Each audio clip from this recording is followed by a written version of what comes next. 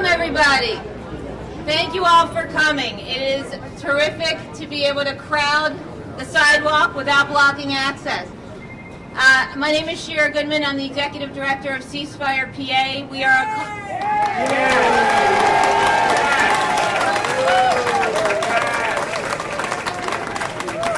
are a coalition of mayors and police chiefs and faith leaders and individual Pennsylvanians and community groups from all across this Commonwealth taking a stand together against gun violence.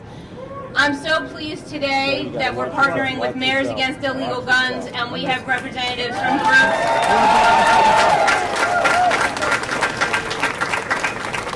We have representatives from Bucks Against Gun Violence, from Lower Merion United,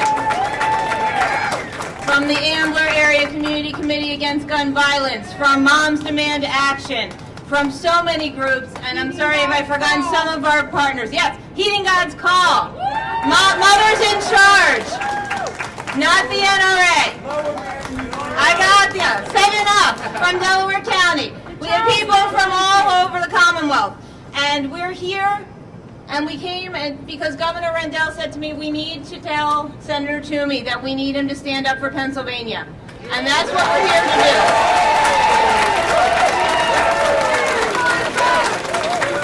The good news is that the news over the weekend seems to be that Senator Toomey has heard us, that he is working with his colleagues for a solution.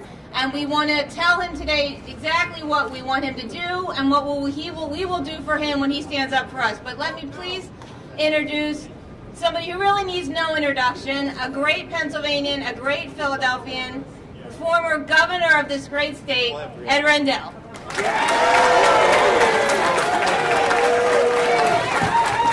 Hello, everyone. Hello, everyone. Shira does a great job, right? And she's done a great job for us, but she made one mistake. She forgot to say that I was also mayor. And I want to tell you, because what Mayors Against Illegal Guns have done, 900 across this country, so many across Pennsylvania, and Shira will recognize them in a minute. Mayor Nutter is running late. I can't understand a mayor running late, but it's totally foreign to me, but he'll be here, and he's done a great job also. When I was mayor in the 90s, we came very close to working out a deal with gun manufacturers. And then the NRA stepped in and scared the living bejabbers out of the gun manufacturers, including Smith & Wesson. They boycotted Smith & Wesson because they wanted to make a deal with mayors. But mayors haven't stopped because they know what gun violence does in their cities. So let's give Mayors United Against Guns a big hand. Now, Shira's right.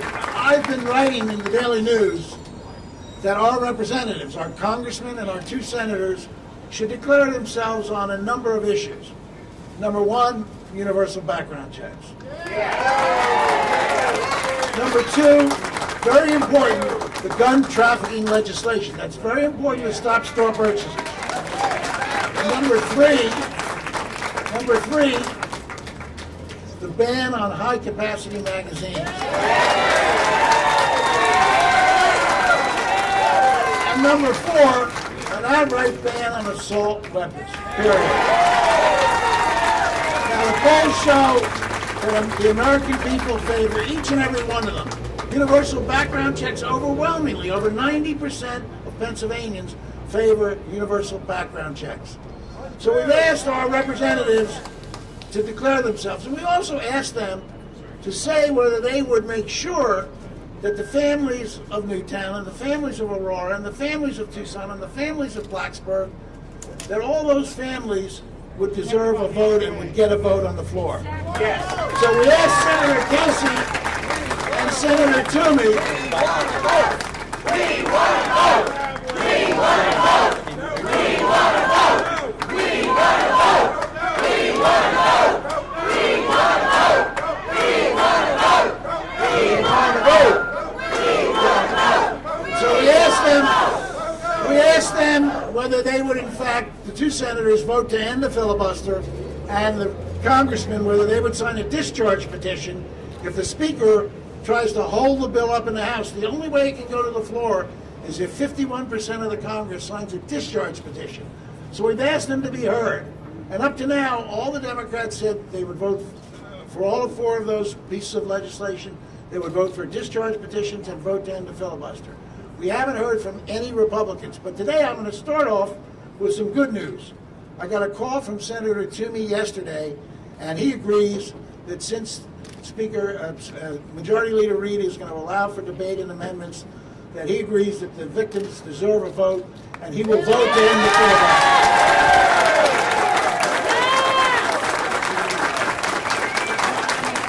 I want you to understand, that's not so easy. You'd think that would be easy for Senator Toomey, but it's not so easy. His own leader in the Senate has said he was joining the filibuster.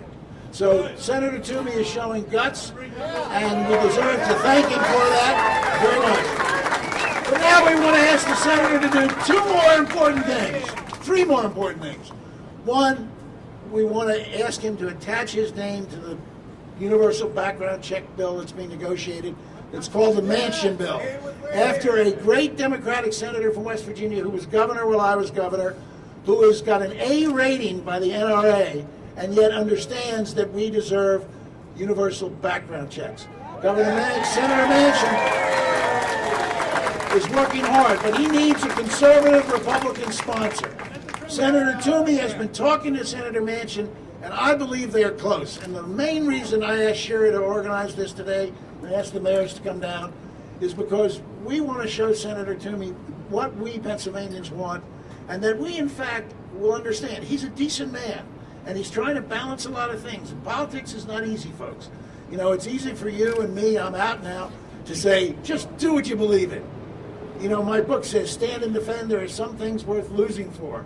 And it's true, But Senator Toomey, if he affixes his name to this bill,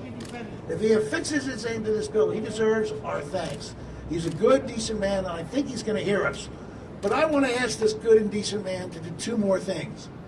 If he affixes his name to this bill, folks, and votes against the filibuster, this bill will pass. Universal background checks will pass. And it will be a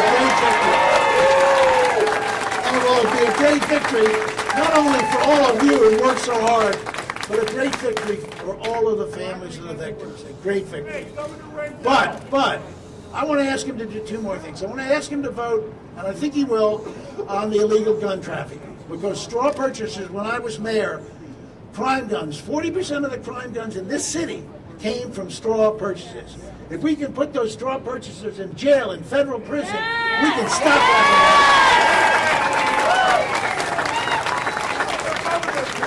And then I want to ask, you can ask me later, this is a press conference, it's not a town meeting, but I'll be happy to stay and answer your question.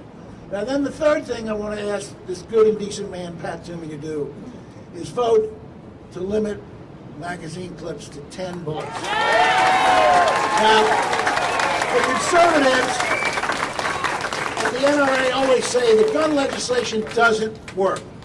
Well, there was a great mayor who testified in front of a Senate committee in Washington who said, limiting the number of bullets in a clip to 10 will take the mass out of mass murder.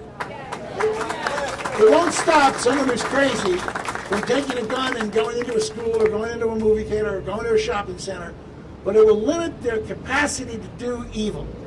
And I give you one example. Tucson, Arizona. Jared Loeffler, and we should address the mentally ill, he's absolutely right. Jared Loeffler had a 33 capacity magazine. He fired all 33 bullets, killing 7 and injuring 12. That's 19. Keep that number in mind. 19. So he took out, when his 33 clip was done, he took it out, he reached into his pocket to get a new clip. Then some terrific woman stepped forward and knocked the clip out of his hand, and then 2 guys came and wrestled him to the ground. Now imagine if he had a 10-bullet clip, and the same scenario happened. The woman knocked the clip to the ground, and 2 guys wrestled him to the ground. 10 bullets could not have killed 7 and injured 12. And maybe that little 9-year-old girl, whose only sin that day was coming to hear her hero, Gabby Gifford, speak. That was her only sin. She believed in democracy. At 9 years old, her hero wasn't some movie star, it was a congresswoman. and she wanted to come and hear her speak. Maybe that 9-year-old was alive today if we had a limit of 10 bullets in a magazine. So in the Lord's name, for God's sakes, a good and decent man like Pat Toomey should absolutely vote to limit the clips. So, I'm going to turn it back to, is the mayor here? Yeah, the mayor's here. I'm going to introduce the mayor in a second. But I want to, they always say that our side doesn't have the same passion that their side has. Well, I don't know what floor Senator Toomey's office is. I know he's down in Washington, but his folks are upstairs. I want to see if we can get a message to them. Senator Toomey, do we want you to vote to end the filibuster? Do we thank you for saying that you will? Yes! Senator Toomey, do we want that bill to be the Manchin Toomey bill so we can be proud of our Pennsylvania senators? Yes! Senator Toomey, do we want you to also vote to end straw purchasing by voting yes on the illegal gun trafficking portion of the bill? Yes! And Senator Toomey, in God's name, in God's name, will you vote to limit those high-capacity magazines that do nothing but killing men? Now, I've been proud of our mayor, the mayor of Philadelphia, since he served with me when he was on city council. But I have never been prouder of him than the leadership that he has shown on this issue. Mayor Bloomberg gets a lot of the national praise and attention, and he should, because he's put himself on the line and invested resources. But our mayor has been right there at his shoulder. I think the second most enthusiastic mayor on this issue around the country. I know you're as proud of Mayor Nutter as I am, proud of all these mayors. So let's hear it for the great mayor of Philadelphia, Michael Nutter. Good morning, everyone. Good morning. Well, the first thing I want to say is that I've learned a lot about leadership from District Attorney, Mayor, and Governor Ed Rendell. Can we please give him a big, big round of applause? And I heard the governor say something. I had to chuckle a little bit. The governor said, well, I'm out of politics now, but, and then went on to say, Governor Rendell is out of politics like Magic Johnson is out of basketball. I mean, get out of here. He is still one of the great thought leaders in this country on critical issues. He's been consistent on this issue from his time as a district attorney, through his time as the mayor of Philadelphia, and his time as governor of the great Commonwealth of Pennsylvania. And he has not backed up one step, not 1 second. And his advocacy today is as strong as it's ever been. And we are very, very proud of him and his voice. Another big round of applause for Governor Ed Rendell. Certainly, Shara and the folks at CeaseFirePA and CeaseFire all across the United States of America, please give Shara a big round of applause and the organization here. My good friend Joe Davis, we were just together the other week at a library on Lehigh Avenue, Gov, at the Widener Branch Library with children talking about this issue. And Joe Davis, of course, is not only passionate on the issue, his life story is a part of this issue. And I want to recognize him and thank him for his great service as well.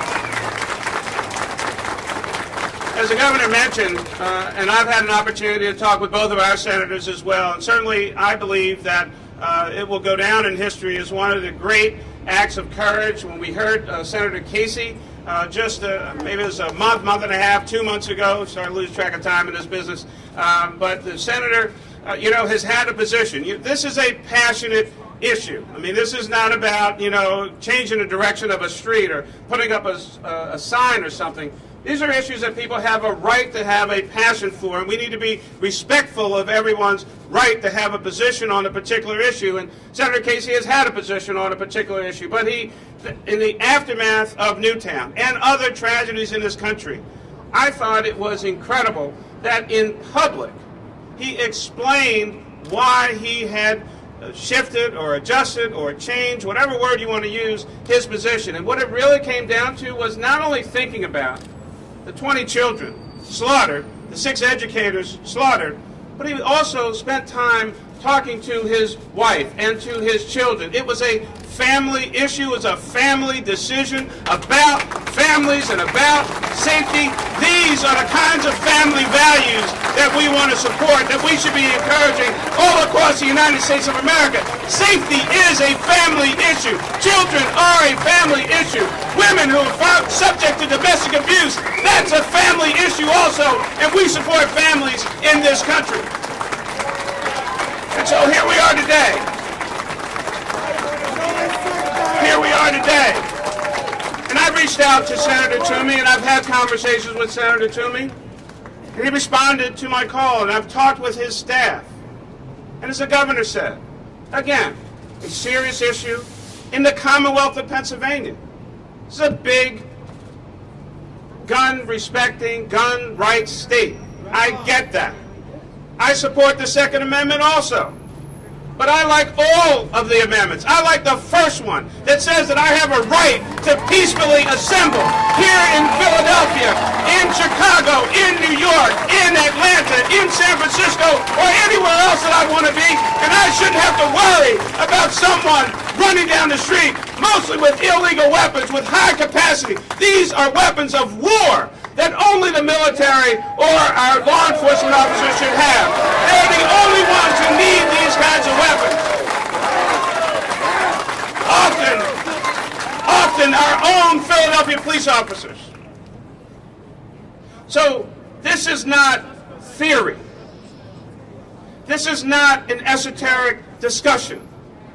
And as a mayor, and as my fellow mayors, Sal and John, and all of us all across the country, we don't get to have debates about the death and destruction in our streets. On May 3rd, 2008, I was in my office about to go to an event. I got a phone call. One of our officers had been shot. His name was Sergeant Stephen Lisbinski. He was cut down with an AK-47. His body obliterated by that weapon while he was trying to do his duty.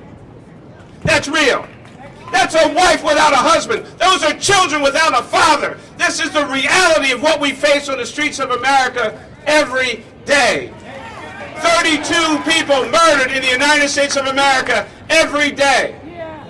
There is no other type of tragedy in this country that we would allow to go on so unaddressed for so long. Not car accidents, not planes, not trains, not a bag of spinach on a shelf. If it was found to hurt somebody, every one of them would be taken away. And something would be done about it.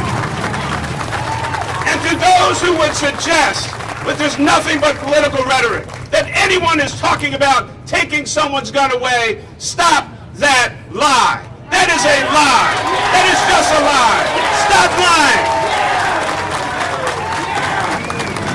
We've never had a problem with law-abiding citizens in this city. Every day we arrest folks with illegal guns.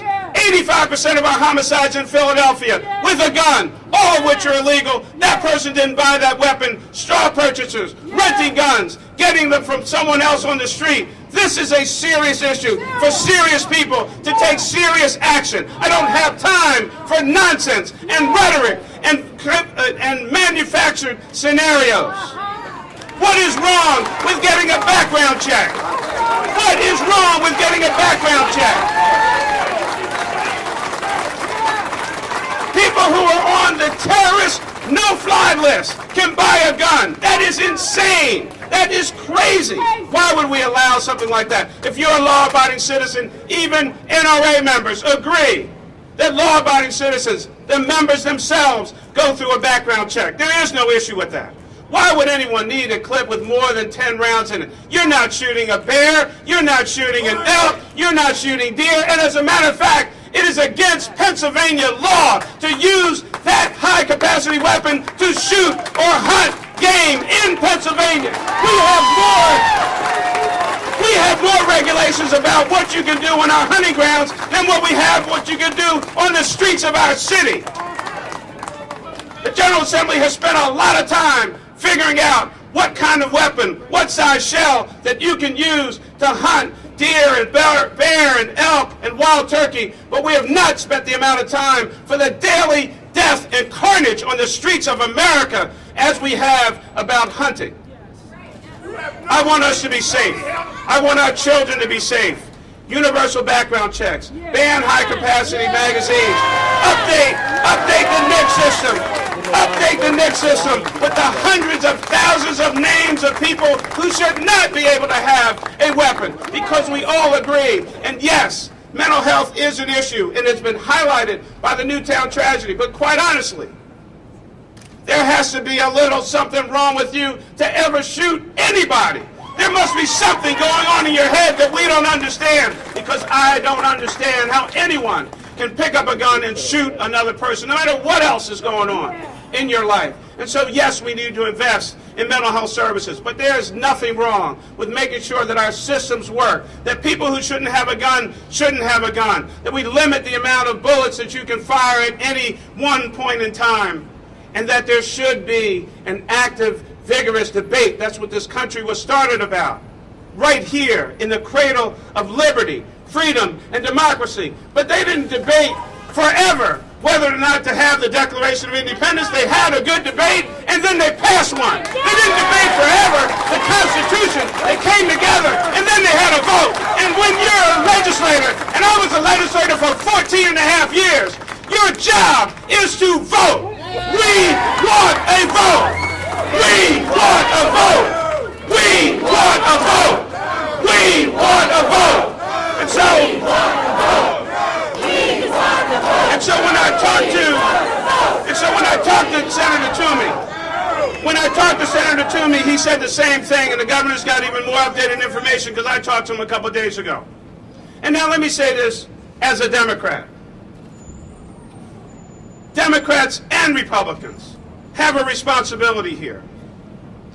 The Republicans were very concerned that some of their members would not be able to put forward their amendments. I don't know what those amendments are, and many of which I may not agree with. But let's have a debate about those amendments, and if you don't like them, then vote them down. But let's have a vote. And the Republicans were concerned that if the Democrats weren't going to allow them to push their amendments forward, no matter what they were or where they were going or whatever the case may be, that then there would be this filibuster. Well, there's a way to solve that. The minority should have the ability to have a say. Put your amendments forward. Let them rise or fall on the merit or demerit of that amendment. But then when all the amendments are done, then let's have the overall debate, and then it is time to vote. So both sides have a responsibility. No filibuster, and don't block folks from putting forward whatever their agenda item is, because this is still the United States of America. This is still about democracy. Everyone has to have their opportunity to put forward their issue. And then we have a debate, and then we have a vote, and then we move forward as a country of Americans who love liberty. Life, liberty, and the pursuit of happiness is what this country has to be about. It started as an experiment here in Philadelphia. It's been going strong for over 200 some odd years. We've not had anarchy when we've had elections. They are smooth, they are transitional. You may like the person who's in, you may not like the person who's in. That's why we have elections every 2, every 4, every 6 years. But all of this nonsense about, oh, well, they're coming to get our guns. We have to be armed against our own government. It hasn't happened in 236 years. It's not going to happen at all. This is what America is all about. So let's have a rigorous debate. Let people say whatever they want to say. Let's have the amendments go forward. Let's have the debate go forward. And ultimately, do your job and vote. Thank you.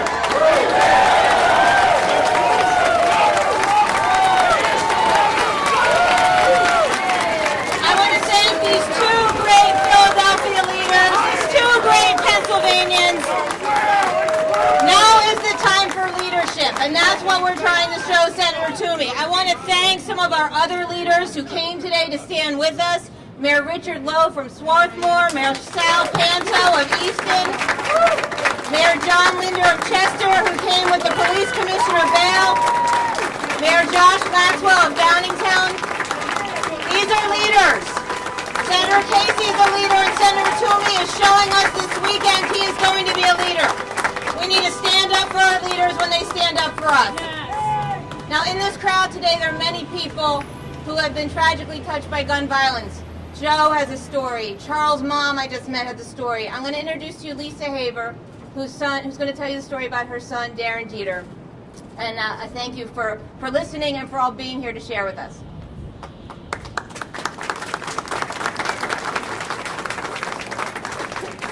Good morning. I thank you all for coming. My name is Lisa Haber.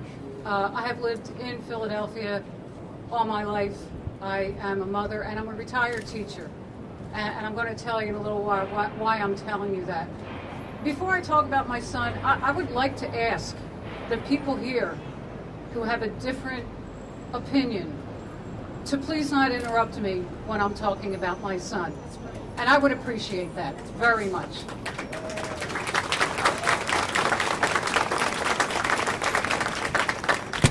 This is my son, Darren, and many people here who are with us today actually knew Darren.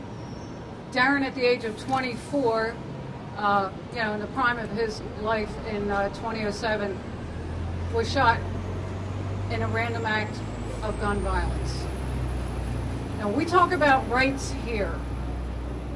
Let me tell you the rights that my son has no longer.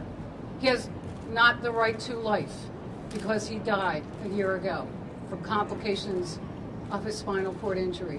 And for 4 years that he spent in a wheelchair as a quadriplegic, many hours a day on the ventilator, didn't really have the right to liberty because he needed people 24 hours a day to take care of him, and I mean the most basic bodily functions. But let me tell you something about my son, just like Joe Davis here. My son did not give up. He learned how to live. He learned how to become an artist again. I have artwork at home that Darren painted with a brush in his mouth. He did not back down. And another way he didn't back down, became a member of CeaseFirePA.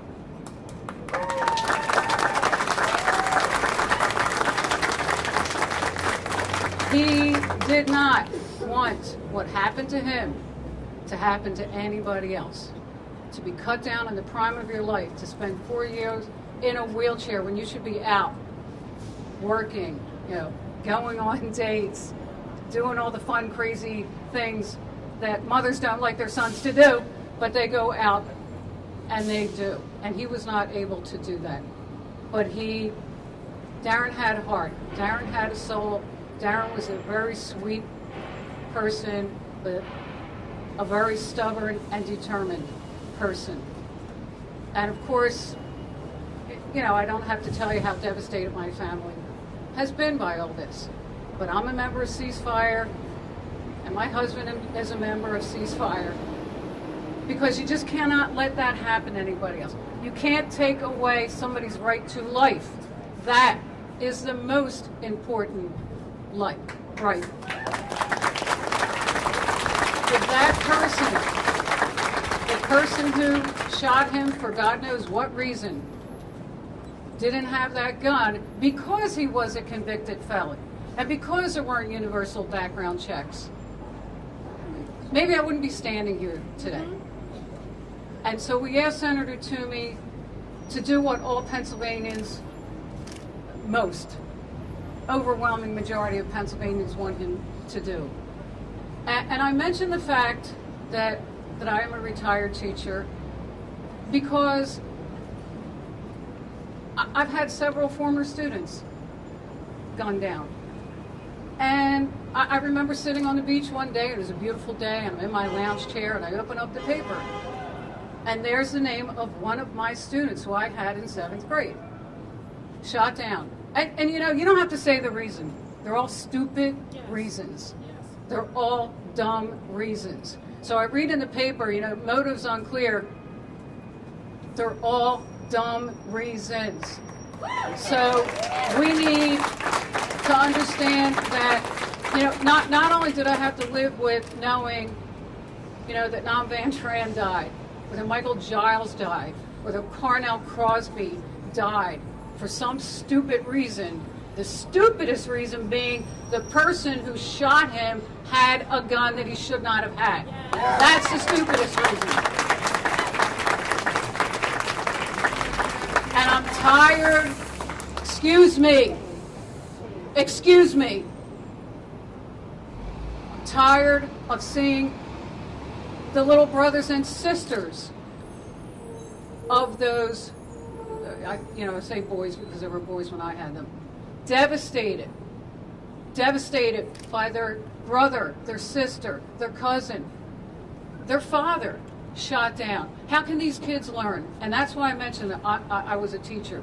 We saw it all the time. It doesn't just affect the person that bullet went through. It affects the family. It affects the neighbors who are now afraid. It affects the schools. It affects the property values. It affects everybody. Whether you think you know somebody who's been shot down or not, it is affecting you. So I want to thank everybody for coming. I want to thank the governor and especially the mayor,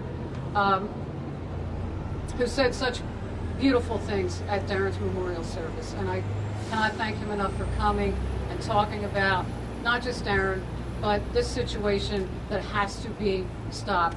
So I thank Senator Toomey for what he's trying to do, and I urge him to represent the will of the overwhelming majority of the people in the Commonwealth of Pennsylvania. Let's get these background checks. Let's not have another Darren. Thank you.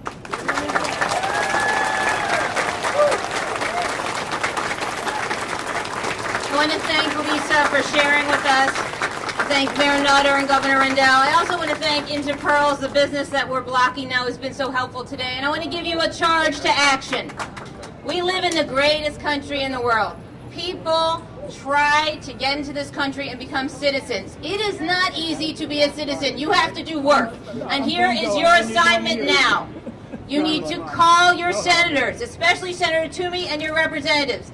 Thank him for saying no to the filibuster. Make sure he says yes to universal background checks, to the trafficking bill, to the ban on high-capacity magazines. They need to hear from us. Do not believe this myth that we are going away or getting quiet. We are getting louder and stronger. We are going to keep writing and keep emailing and keep calling and keep visiting. We are not going away. We deserve a vote. We're going to get a vote. We're going to get this done. Thank you. And let's do this. It's America.